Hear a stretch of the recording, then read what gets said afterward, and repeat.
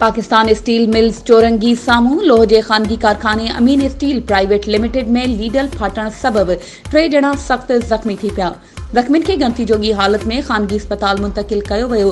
कारखाने इंतज़ामिया तरफ़ां वाक़ियो लिकाइण जी कोशिश। तफ़सील मूजिब स्टील मिल्स चोरंगी साम्हूं लोह जे ख़ानगी कारखाने अमीन स्टील में लोह जे लीडल फाटण सबब 40 वरियनि जो अहमद अली ऐं सुपरवाइज़र मुख़्तियार जो 90 सैकड़ो जिस्म सड़ी वियो।